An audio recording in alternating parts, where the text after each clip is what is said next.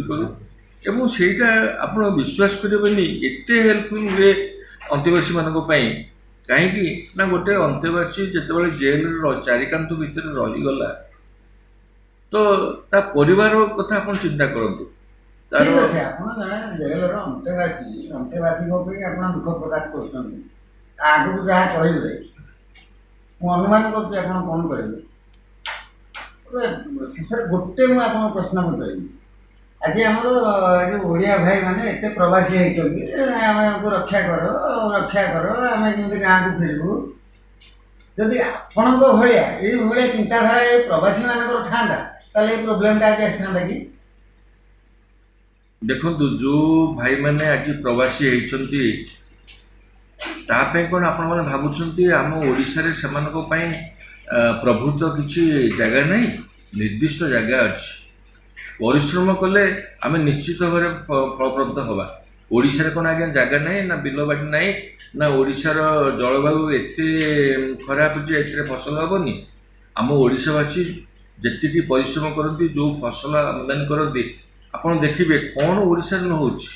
ତେଣୁ ମୋର ପ୍ରବାସୀ ଭାଇମାନଙ୍କୁ ଏତିକି ଅନୁରୋଧ ରହିବ ଯେ ଯଦି ଆମେ ଯେକୌଣସି କ୍ଷେତ୍ରରେ ପରିଶ୍ରମ କରିବା ଆମକୁ ଆଉ ବାହାରକୁ ଯିବା ପାଇଁ ପଡ଼ିବ ନାହିଁ।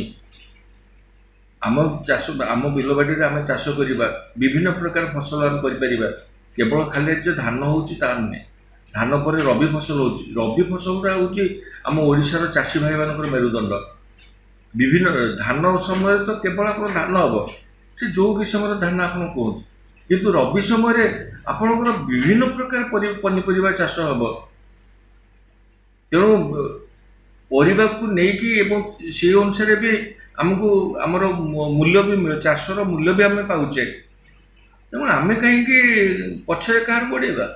ଆପଣ ଏବେ ନିବେଦନ କରିବେ କି ସେ ପ୍ରବାସୀମାନଙ୍କୁ ଯେଉଁମାନେ ଏବେ ଫେରି ଆସିଲେଣି ଆମ ପାଖକୁ, ତାଙ୍କୁ ନିବେଦନ କରିବେ କି ଆମ ଏଇ ଓଡ଼ିଶା ମାଟିରେ ରୁହ, ଏଇ ମାଟିର ସେବା କର? ସେଇ ନିବେଦନଟା ନିଶ୍ଚିତ ଭାବରେ ନିବେଦନ କରିବି।